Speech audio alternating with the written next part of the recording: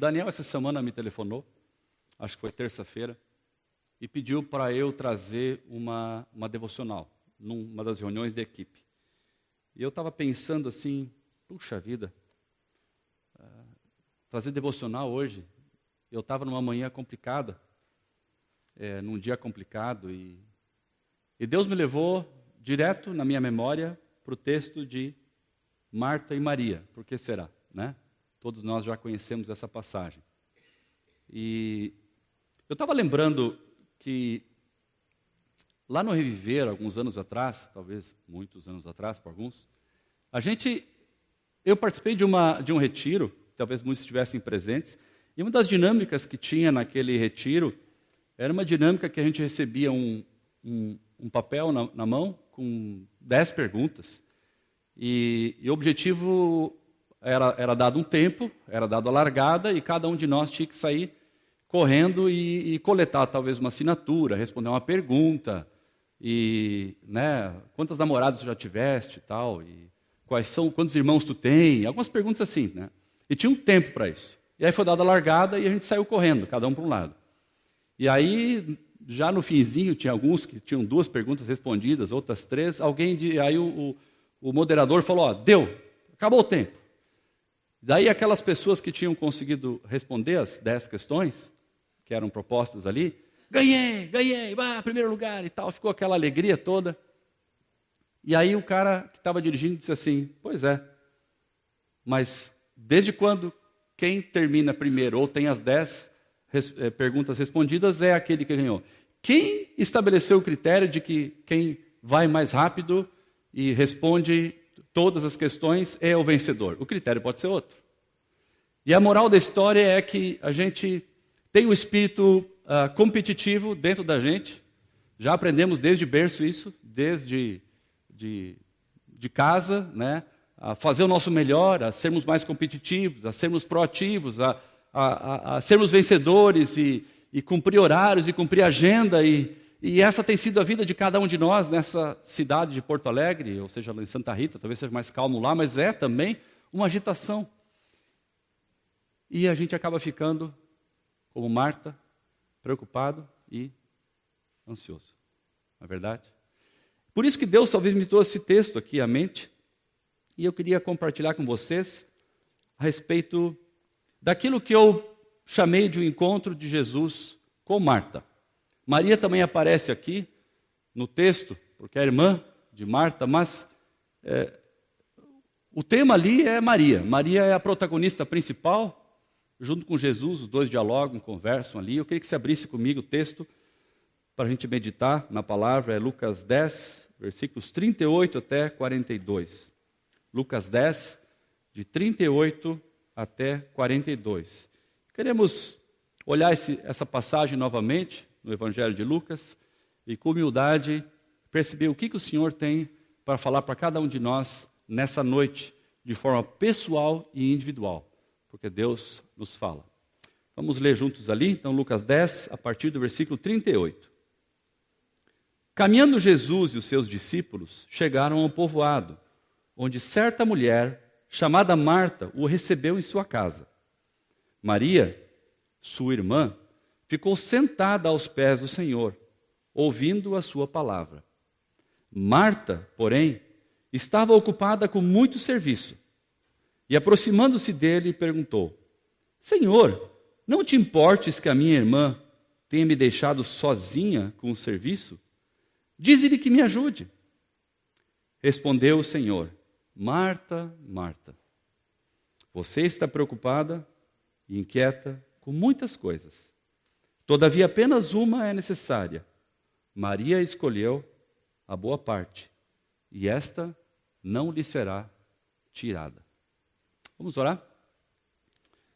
Senhor, são apenas alguns versículos, mas eles estão na Tua palavra, e a Tua palavra revela o poder que vem do alto do Senhor, poder de transformar, poder de confrontar, poder de consolar, e nós queremos acessar esse poder agora através do Teu Espírito, que Tu fales aos nossos corações e que saímos daqui tocados por Ti, naquilo que Tu tens para a vida de cada um de nós e na medida que cada um de nós necessita, pois tu és um Deus todo-poderoso, também um Deus pessoal e que cuida de cada um de nós.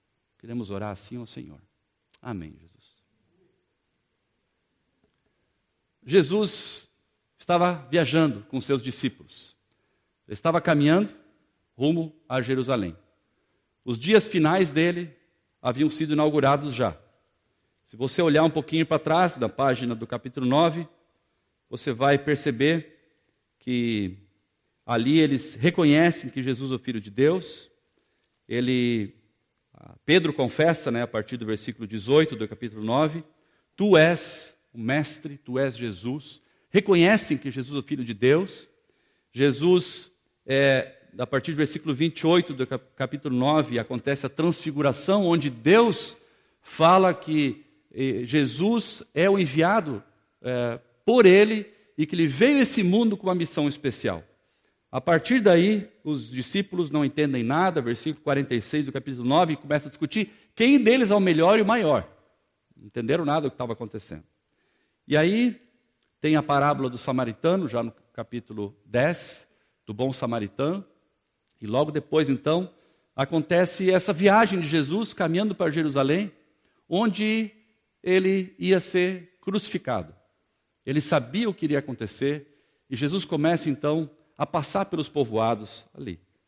Marta, diz aqui no versículo 38, recebeu Jesus na sua casa. Ela conhecia Jesus, possivelmente, o texto não é claro, mas ela estava animada em hospedar Jesus. Se você olhar no versículo 53 do capítulo 9, você vai perceber ali que não era assim com todos. Porque enquanto Jesus passava por Samaria, diz a palavra ali que o povo dali não o recebeu, porque se notava que ele se dirigia para Jerusalém. Jesus não era simpático para todos, Jesus não era acolhido por todos, mas especialmente Marta, quando encontrou Jesus, convida Jesus. Quem é Marta? Marta é Maria, irmã de Maria, e também elas tinham um irmão em comum chamado Lázaro. Lázaro foi aquele que morreu e que era amigão de Jesus. E quando a gente lê em João 11, esse evento da morte do amigão de Jesus, é aquela passagem que toca o nosso coração, quando a gente percebe que Jesus fica tão triste, que Jesus chora, e Jesus então age de uma forma poderosa, ressuscitando Lázaro, e a partir daí o pessoal quer perseguir e prender Jesus. Essa família que a gente está falando, Marta, Maria e Lázaro. Lázaro não aparece nessa história, aparece Maria só e Marta. Então acontece que Marta recebe Jesus em casa, e ela então está preocupada em ser uma boa hospedeira, atender bem, dar uma de gerente de pousada, né? E a irmã dela, diferente que Marta, está preocupada em fazer muitas coisas. Versículo 39 a gente vê que Marta, sua irmã, ficou sentada aos pés de Jesus, ouvindo a palavra de Jesus. E aí a história começa a partir do versículo 40, porque até agora só o quadro se monta. Jesus viajando, os discípulos estavam juntos, Marta convida, Jesus entra na sua casa e Maria senta aos pés de Jesus. Esse é o quadro todo. A história começa a partir do 40, onde Marta, que estava ocupada com muito serviço, se aproxima de Jesus e pergunta: Senhor, tu não te importa que a minha irmã tenha me deixado sozinha com o serviço? Dize-lhe que me ajude.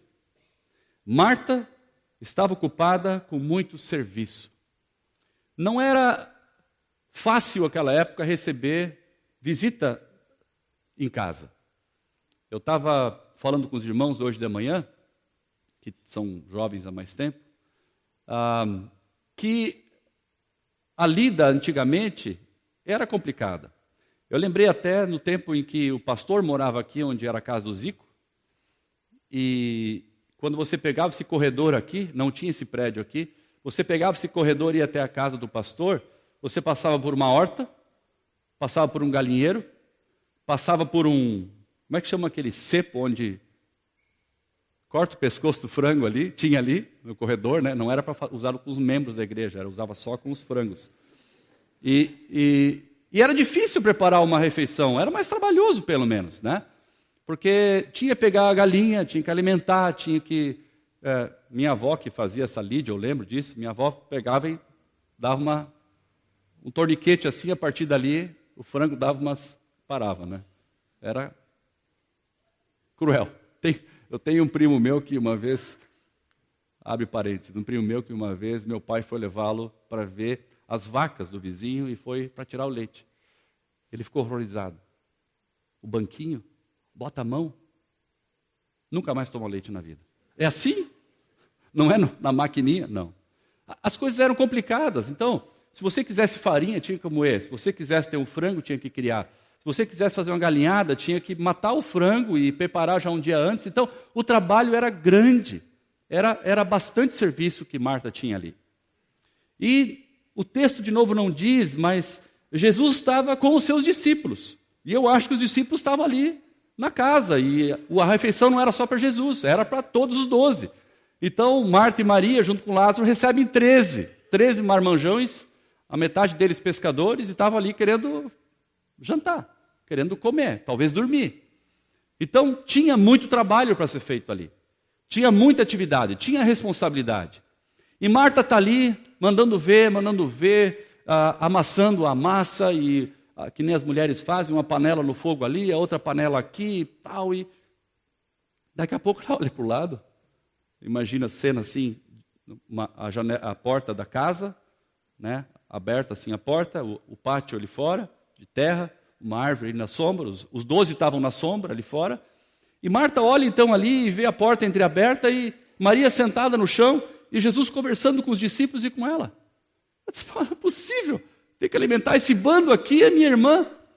E como nas conversas que eu tive essa semana sobre essa passagem, alguns presumem que havia talvez uma pequena rixa entre Marta e Maria, o que não é tão difícil de acontecer entre irmãos, né? Porque a pergunta é, por que Marta não se dirigiu à irmã? Por que Marta não chegou até Maria e disse, ô guria, levanta daí, vamos lá, de novo tu está sentada aí? Mas não. Ela, de alguma forma, ela se dirige até Jesus. Talvez ela quisesse que alguém outro desse o recado para o irmão. Tu já lembra disso acontecer na tua casa, por acaso? Isso não é tão estranho. Então, pode ser que isso tenha acontecido. O fato é que essa senhora chamada Marta, ela vai até Jesus e dá uma ideia boa para Jesus. Imagina. Ela dá uma ideia boa para Jesus. Jesus, eu tenho uma ideia para ti. Vou te dar uma dica. A minha irmã está de vagabundagem. E o senhor não está fazendo nada. O senhor podia pelo menos dizer para ela que ela levante daí e me ajudar, porque olha quanta coisa tem para fazer. Ela está chateada, Maria. É visível no texto. Senhor, não te importes que a minha irmã tenha me deixado sozinho com o serviço? Senhor, tu não te importas? Essa é uma pergunta retórica, profunda. Ela sentiu que Jesus não estava nem aí. Passa algum tempo, se você pular lá para João 11, vê aquele capítulo todo onde Lázaro morre, Marta e Maria perguntam para Jesus, Jesus, tu não te importa? Por que tu demorou para chegar? Parece que há um descaso de Jesus para aquela necessidade que eu estou vendo. A coisa é séria, Jesus, o meu trabalho aqui é duro. E isso aí, essa pergunta, talvez uma pergunta que todos nós, uma hora ou outra, façamos. Num momento ou no outro, façamos. Estamos dando duro, estamos no nosso trabalho. Talvez a gente tenha aquele colega chato. Eu conheço gente que trocou de empresa, pediu demissão por causa de ambiente de trabalho pesado, difícil. Às vezes você não tem como manejar a tua colocação, o teu departamento, sair da empresa. Tu é um funcionário público, né? Está ali, destinado ali naquela repartição, naquele lugar ali. Tu precisa ficar ali, trabalhando. E aí tu olha assim, que fardo, como está difícil isso aqui. Parece que Jesus não se importa comigo. Né? Eu não sei quais são as perguntas que você tem feito para Jesus ultimamente. Talvez você não tenha feito nenhuma pergunta, mas você está incomodado, está agitado, está assim. O que está acontecendo? Não estou entendendo. E talvez tenha que fazer pergunta, né, para ouvir a resposta. O fato é que ela estava agitada. E ela pergunta para Jesus, tu não te importa, Jesus? Onde é que tu estás? Tu me esqueceu? Quantas vezes a gente não faz esse tipo de pergunta para Jesus? Não de forma declarada, não audível às vezes sim, mas a gente fica, poxa vida, não acredito que está acontecendo comigo de novo. Vai se repetir essa história.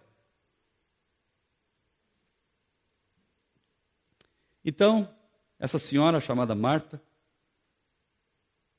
dá uma sugestão para aquele que criou o mundo, para o rei do universo, dizendo assim, dá uma dica para minha irmã. Nessas conversas que nós tivemos essa semana sobre esse texto, alguém disse para mim, acho que foi o Sami, puxa vida, se ela soubesse todo o poder de Jesus, ela entregaria um pão e um peixe. Diz, Jesus, resolve para nós aí essa parada. Estava resolvido. Ela não precisaria estar preocupada com tantas coisas, né? Senhor, dize-lhe que me ajude. Dize-lhe que me ajude. Versículo 41, Jesus então responde para Marta. Jesus diz assim, respondeu o Senhor, Marta, Marta, você está preocupada e inquieta com muitas coisas, todavia apenas uma é necessária. Marta, Marta, você está preocupado com muitas coisas. Substitua o nome Marta pelo seu próprio nome. Quando Jesus repete 2 vezes Marta, Marta, é uma resposta de Jesus compassiva. É uma resposta terna de Jesus. É uma resposta que Jesus faz, uma exclamação que Jesus faz, com carinho em relação a Marta. Porque logo na sequência do texto, Jesus fala do coração dela, daquilo que ele, como Deus Todo-Poderoso e encarnado, percebe na vida dessa senhora. Então, quando ele diz, Marta, Marta, ele pode estar dizendo o seu nome, ou o meu nome. Terça-feira, quando esse texto me veio à mente, eu falei, Roger, por que tu anda tão preocupado? O que está acontecendo contigo? Roger. Jesus faz essa pergunta, ou essa exclamação, não é uma pergunta, é uma exclamação, amorosa para você hoje. Da mesma forma como ele fez para Marta. Por que ele é tão amoroso? Por que ele chega de uma maneira gentil para Marta? Porque ele percebe o que está acontecendo com ela. Ela percebe, o texto fala, que ela está preocupada e inquieta. Se você olhar na revista atualizada, você vai perceber, se não me engano, a palavra que diz ali, que ela está assoberbada.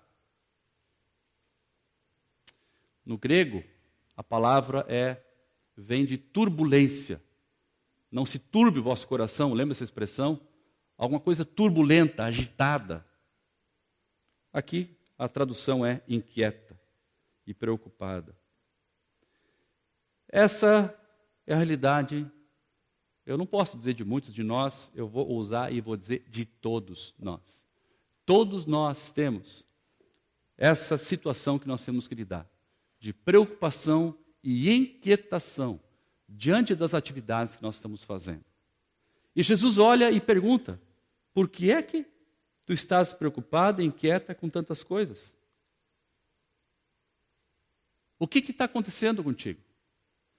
Hoje, o que é que deixa você preocupado? O que é que faz você perguntar para Jesus, Jesus, tu não te importa comigo? E Jesus olha para você e diz, eu estou preocupado e inquieto. Por quê? Eu não acho que essa passagem esteja ensinando para a gente que o importante é o que Maria fez. Ou seja, Marta está fazendo errado. Porque termina no final do versículo 42, dizendo assim, Maria escolheu a boa parte. E alguns pensam assim, então espiritualidade, expressão de fé, é sentar aos pés de Jesus e contemplar. Então a proposta de Jesus aqui é o seguinte, para de trabalhar e seja mais contemplativo, certo? Senta no chão, faz assim, ora, ou faz assim, ora, ou te ajoelha, e Deus... Não é essa a proposta de Jesus. Jesus também não disse para Marta que o que ela fazia era errado. Marta fazia algo necessário. Era preciso que alguém organizasse a casa. Era necessário que alguém organizasse o jantar, o almoço, as refeições, o lugar para tantas pessoas na mesa.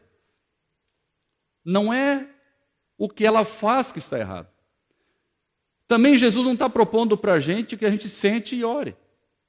Isso para mim, eu percebo que às vezes é uma confusão para nós, quando a gente fala em devocional, quando a gente fala em vida com Deus, quando a gente fala em meditação, quando nós falamos em oração, parece que é uma proposta de não fazer nada, é uma proposta de nós, então tá, então eu vou orar, e vou esperar e vou cair do céu. Não é isso. Não é isso que Jesus está propondo aqui. O que acontece com Marta é que aquilo que é legítimo para ela e para aqueles que estavam perto, aquilo que é bacana, aquilo que é bonito, passa a ser encarado de uma forma errada. Ela se preocupa demais. Não é o que ela está fazendo, mas a maneira como ela está fazendo. A boa coisa que Marta estava fazendo a levou para longe da presença de Jesus. Não geograficamente, porque apesar de estarem na mesma casa, muito próximos, falando inclusive, ela estava longe de Jesus, porque não tem, nesse contexto aqui, não há como ela estar com Jesus e desfrutar da presença de Jesus com o coração cheio de preocupação, com a alma cheia de ansiedade. Então parece que estar com Jesus e viver preocupado, viver ansioso, são duas coisas que não se encaixam. Compartilhando essa passagem no grupo de homens essa semana, eu gostei muito de um professor universitário, o G, que tem vindo no nosso grupo. Ele disse assim, sabe o que eu percebo com meus alunos? Eu percebo o seguinte, quando o aluno está sentado ali, e está preocupado, e está ansioso, e está inquieto, ele não aprende. Eu tenho que chamar a atenção dele dizendo, ô fulano, volta aqui. Ele não aprende. Falei, é isso. Jesus quer ensinar. Nós estamos próximos, mas estamos inquietos e preocupados e não aprendemos. Nós não temos tempo para ouvir. Ou se estamos ouvindo, não estamos aprendendo. Eu acho que Marta ouvia, porque as mulheres têm uma capacidade de fazer várias coisas ao mesmo tempo, e o assunto era ali, mas ela estava aqui, eu acho que ela estava ouvindo. Mas a preocupação dela bloqueou ela de ouvir Jesus. Ela estava surda com o coração. Ouvindo com os ouvidos, mas surda de coração. E quantas vezes essa não é a nossa realidade? Nós estamos até trabalhando na igreja, dentro de um ministério, talvez por faixa etária. Nós estamos dentro de um trabalho social. Estamos dentro de uma atividade legal na igreja. E a atividade que nós estamos fazendo acaba gerando uma preocupação, um estresse tão grande para a gente que a gente esquece para quem nós estamos fazendo. O alvo do nosso trabalho passou a ser a preocupação, não mais Jesus. A dona de casa se esmera, limpa a casa, organiza, faz a sobremesa predileta do filho, faz o almoço predileto do pai. Está tudo organizado. Só que a família chega em casa e ela está estressada. Está preocupada porque um deles entrou com areia embaixo do sapato e passou pela sala e foi areia por toda a casa. Acabei de limpar. Claro que isso não é só lá em casa. E aquilo que a gente faz, as nossas tarefas, aquilo que é bom, que é legítimo, acaba atrapalhando a gente, acaba atrapalhando nossos relacionamentos, atrapalhando nosso relacionamento com o Pai. Então eu acho que Jesus não está querendo ensinar de que o que Maria fazia, ou seja, estar sentada ouvindo, é bom e suficiente. E o que Marta faz, que é trabalhar, preparando a alimentação, enfim, a hospedagem, não é bom. A gente pensa de uma forma muito separada, isso aqui é bom, é ruim. Então, A proposta não é o que as duas estavam fazendo ou não estavam fazendo. Para mim, a proposta de Jesus aqui é aquilo que eu faço e que me traz preocupação, que me afasta dele. E a proposta de Maria, o que Jesus diz, a boa parte ela escolheu. O que ela escolheu a boa parte? Sentar e ficar? Não, é ouvir Jesus. É estar na presença de Jesus. Para mim, essa é a palavra-chave. Estar com Jesus. Estar com Jesus. De novo, quando a gente fala em fé, a gente pensa de duas formas, de forma binária, né?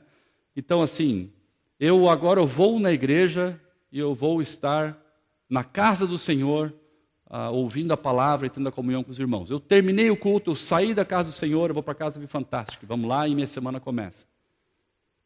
A gente tem falado sobre isso aqui. A gente sabe que não é assim, mas é assim que nós vivemos. Nosso dia a dia tem sido assim. Então, assim, eu vou de manhã, eu pego uma Bíblia, abro, eu faço minha oração. Gastei meus 15 minutos de meditação com Deus, o que é bom, mas depois vou tocar a minha vida. Não é assim. A gente pensa de forma separada. Se nós pudéssemos fazer uma lista de prioridades, nós gostamos de listas, né? Assim, eu não gosto muito, mas quem gosta de lista, faria assim. Número 1, minha vida com Deus. Essa é a minha prioridade número 1. A prioridade número 2 é a minha esposa. Quem é casado é a esposa. Minha prioridade número 3, eu tenho filhos, são meus filhos. A prioridade número 4 é a igreja. É a igreja, é o ministério, a gente está em prol do reino de Deus. Nós estamos aqui implementando o reino de Deus em Porto Alegre. Então é a igreja. A 5ª prioridade é trabalho. Então a gente olha por categorias assim, e a gente olha e essa é 1, essa é 2, essa é 3, essa é 4. Essa 1 eu vou gastar tanto tempo, eu vou para a minha agenda, eu gasto tanto tempo com essa, gasto tanto tempo com essa, eu vou organizando minha vida. E aí eu entro numa tarefa e saio de uma tarefa. Não é tarefa que nós estamos falando aqui. Mas a gente vive dessa forma. De uma forma separada. Agora eu vou orar e agora eu não vou orar. Eu acho que se nós quiséssemos expressar graficamente, a melhor maneira de fazer seria expressar um núcleo onde, na minha vida, o núcleo que representa o meu coração, ali Deus está. Deus é o centro dos meus valores, Deus é o centro daquilo que eu creio, Deus é o centro da minha devoção, Deus é a partir dali que eu tenho os princípios que estão na palavra dele para a minha vida. Então eu tenho aqui ao redor uma segunda esfera que fala de relacionamentos, que fala de namoro, de amor, que fala de trabalho, que fala de... Então a coisa vem de dentro para fora, o fluir é de dentro para fora. Não é uma categoria. Então não é o que eu faço ou deixo de fazer. Nós temos uma vida, nós temos um coração, nós temos uma fé, e o nosso chamado, a proposta da fé cristã bíblica é termos uma vida estando com Jesus, na presença de Jesus. Porque quando nós aceitamos Jesus Cristo como nosso Salvador, a Bíblia diz que nós nascemos de novo e a partir daí o Espírito Santo vem habitar no nosso coração. O Espírito Santo não está num lugar, não está confinado a essas paredes. Ele está na sua vida, quando você se arrependeu e quando você confessou os seus pecados e disse, Jesus, eu preciso de ti para encontrar Deus. Tu é o único caminho, eu reconheço. Aí você nasceu de novo. E aí Deus está em você, o Espírito Santo do próprio Deus habita em você. Não tem como você sair daqui da igreja e não levar Deus contigo. Não tem como você entrar num cinema e o Espírito Santo não estar junto com você. Então não tem essa de fazer e não fazer. Marta não estava com Jesus e Maria estava com Jesus. A proposta é nós estarmos com Jesus no dia a dia. É vivermos como se Jesus estivesse muito mais do que na nossa frente ou atrás, nos protegendo, como o salmista fala, né, que os anjos estão na nossa frente, estão atrás, ao nosso lado, nos protegendo. Não, a proposta de Jesus é habitar em nós, é estar em nós. A proposta aqui de Jesus para Maria e para Marta é que nós estejamos com Jesus, juntos. Abra comigo para 1 Coríntios, se você tem Bíblia. 1 Coríntios 7. Esse é um texto clássico que fala sobre casamento, divórcio e tal. Nós não vamos entrar no tema de família. Mas eu quero pegar um princípio que Paulo aqui trabalha um pouco e vai nos trazer um pouco de luz, de entendimento a essa passagem. 1 Coríntios 7, a partir do versículo 32. Ele fala assim: gostaria de vê-los livres de preocupações. O homem que não é casado preocupa-se com as coisas do Senhor e em como agradar ao Senhor. Mas o homem casado preocupa-se com as coisas deste mundo, em como agradar a sua mulher, e está dividido. Tanto a mulher não casada como a virgem preocupam-se com as coisas do Senhor, para serem santas no corpo e no espírito. Mas a casada preocupa-se com as coisas deste mundo, em como agradar o seu marido. Estou dizendo isto para o próprio bem de vocês, não para lhes impor restrições, mas para que vocês possam viver de maneira correta, em plena consagração ao Senhor. O que é isso aqui, Roger? O que isso tem a ver com Jesus ali, Marta e Maria? O que Paulo está dizendo aqui é que um cristão que é solteiro, ele pode se dedicar de forma plena ao reino de Deus, a Jesus, ao ministério. A vida dele pode estar conectada 100% com muito mais facilidade do que um casado. Porque um casado, ele tem tarefas muito próximas dele que só ele pode exercer. Ele precisa exercer, ele tem responsabilidades. Então ele fica, de certa forma, dividido entre família e filhos, né? Filhos quando nascem, pequenininhos, né? A gente tem algumas famílias aqui, tem um casal que o filho nasceu agora há pouco tempo, e com essa chuva e com esse frio, ainda não saíram de casa, não tiveram coragem, e é compreensível. Então, eles querem vir, eles querem estar aqui com a gente, mas, né? Estão divididos.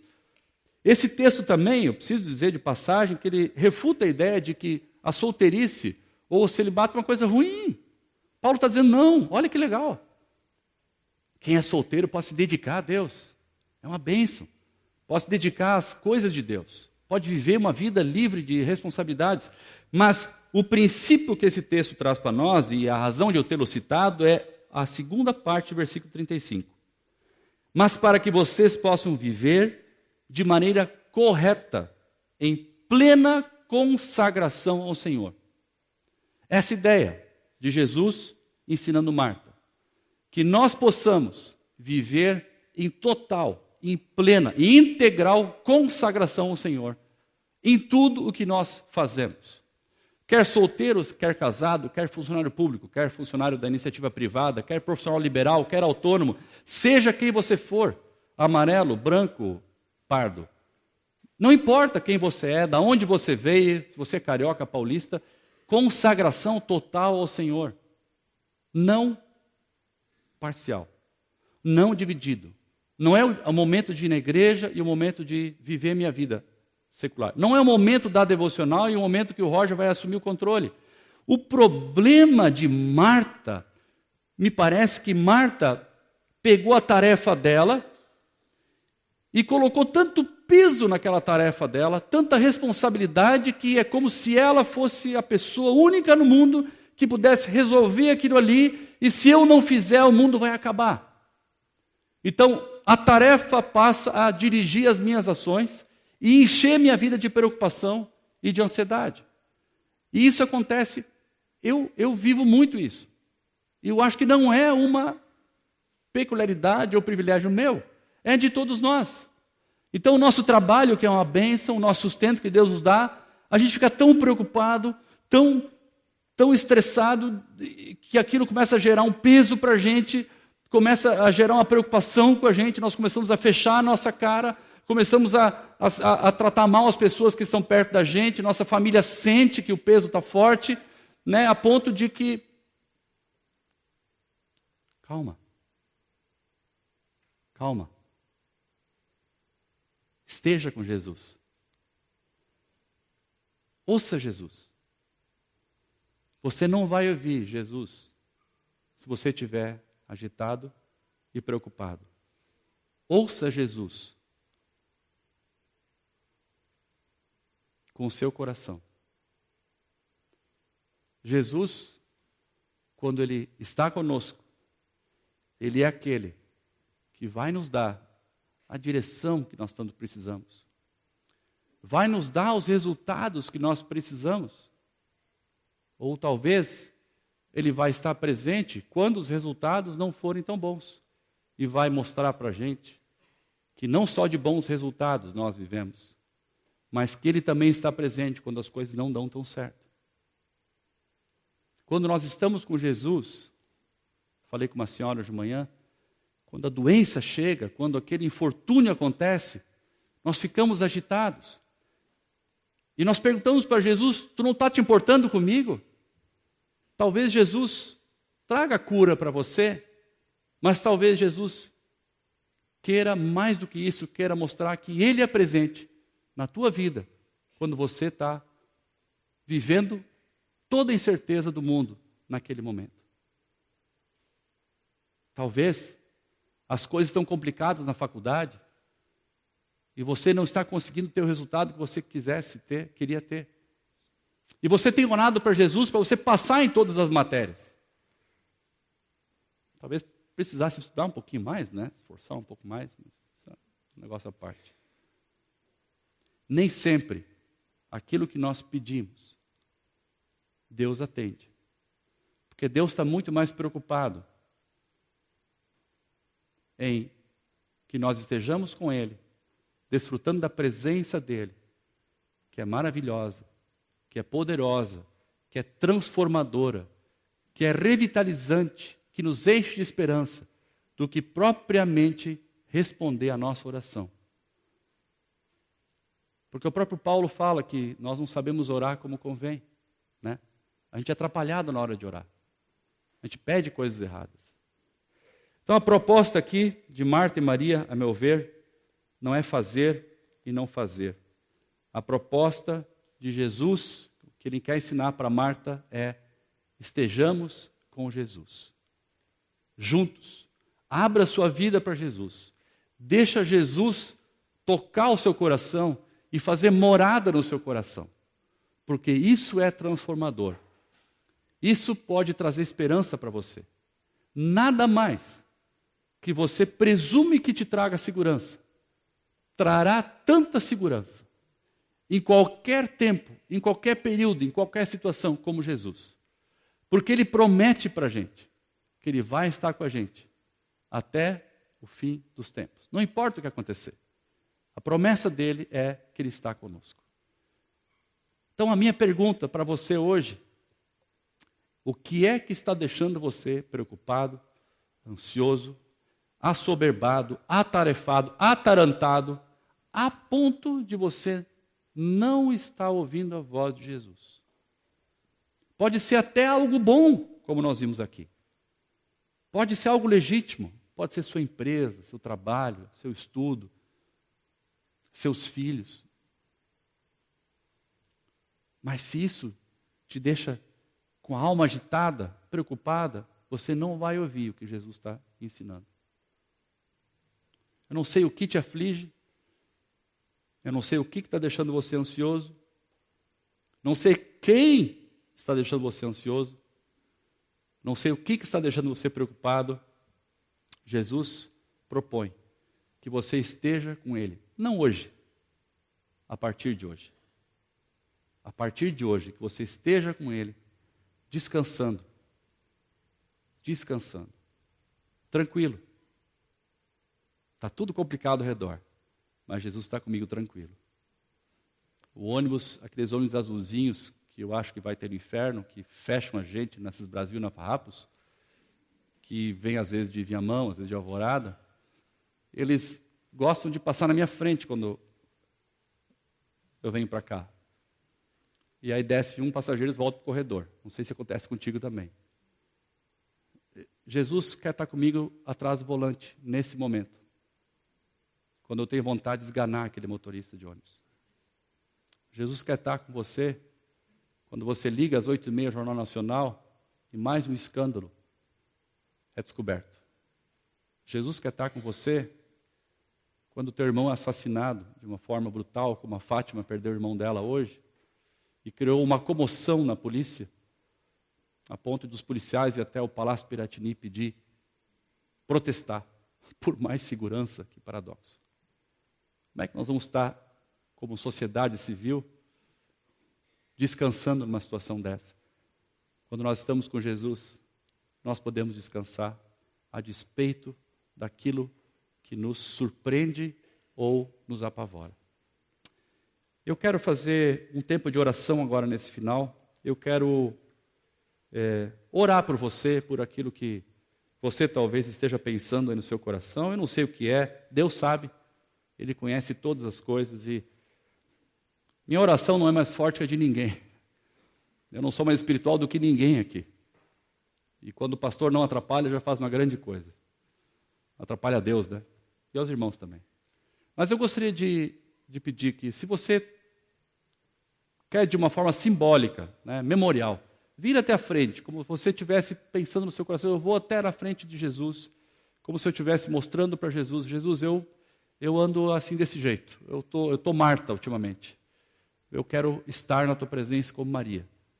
Eu quero mudar a minha maneira, eu quero descansar mais, eu não quero que aquilo que eu faça de legal acabe atrapalhando a minha intimidade contigo.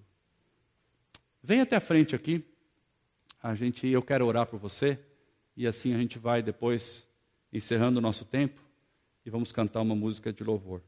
Não sei o que te segura, o que te bota para baixo, vem até a frente, vamos orar juntos, e pedir para Deus que Deus nos ajude a entender a dinâmica do reino de Deus, que é diferente da nossa dinâmica. Amém? Querido Deus, Tu conheces cada coração aqui na frente, cada pessoa. Eu tenho algumas pessoas que eu não conheço. Eu quero simplesmente ser o interlocutor dessas pessoas diante do Senhor, aquele que as representa diante do Senhor e reconhecendo que essa passagem que hoje o Senhor nos trouxe, que nós meditamos a respeito dela, é uma passagem que fala sobre gente assoberbada, gente estressada, gente atarefada, gente agitada, gente que cobra de outros performance também, porque entende que está numa corrida desenfreada para resolver o problema do mundo e o seu problema pessoal. E à medida que isso acontece, a gente acaba esquecendo de Deus, acaba esquecendo de ouvir a Deus, e nós ficamos tão agitados que isso nos ensurdece espiritualmente, nos abate emocionalmente, e até reduz nossa produtividade em pessoas produtivas na família, no trabalho, na escola. Senhor, tem misericórdia de nós, porque nós queremos aprender essa dinâmica de não agirmos assim de forma agitada e preocupada como Marta. Mas que possamos, assim como Maria, apenas estar contigo, estar na tua presença, dentro do ônibus, estar na tua presença atrás da escrivaninha do escritório, estar na tua presença na internet, quando ninguém vê, estar na tua presença no smartphone, quando eu estou por aí, estar na tua presença na escola, fazendo provas, na faculdade, estar na tua presença quando eu dirijo nesse trânsito da cidade, estar na tua presença diante de uma sociedade corrupta e corruptora. Senhor, nos ajuda, Senhor, a sermos aqueles que fazem diferença, porque um dia nós fomos tocados e transformados. Não porque nós somos bons, porque Tu és bom para nós. Não porque nós temos sabedoria, mas que o temor do Senhor é o princípio da sabedoria e nos instrui como devemos andar. Não porque nós temos as respostas, mas nós temos a fonte da verdade, que é a Tua palavra, que nos orienta em todo o tempo. O Senhor nos ajuda a caminhar de uma forma relevante, nos dá vitórias à medida que nós andamos humildemente com o Senhor, em cada passo que nós tomamos, em cada decisão que realizamos, em cada tarefa que fazemos. Ajuda-nos a andar contigo. Não deixa a gente achar que fé é um lugar que a gente vai, que é só uma oração que a gente faz, que é o pastor que ora pela gente. Mas a fé é algo pessoal. Nosso Deus é real, Ele é pessoal, Ele conhece cada um pelo nome, conhece cada um pelo rosto, conhece o nosso coração. Então, tira da gente esses aspectos de religiosidade que acabam por atrapalhar a nossa comunhão contigo, esses aspectos de frieza espiritual que acabam por atrapalhar a nossa permanência contigo, assim como João fala na parábola da videira, em João 15, que nossa tarefa é permanecer em ti. Sem ti nada podemos fazer. Ajuda-nos a permanecer em ti. Abençoa cada um aqui, seus desafios, nossa semana. Obrigado porque nós reconhecemos que tu és o nosso Deus. Tu tens nos dado vitórias, tu tens nos dado esperança, tu tens cuidado de nós, mesmo que a gente seja agitado e afadigado. Ensina-nos descanso.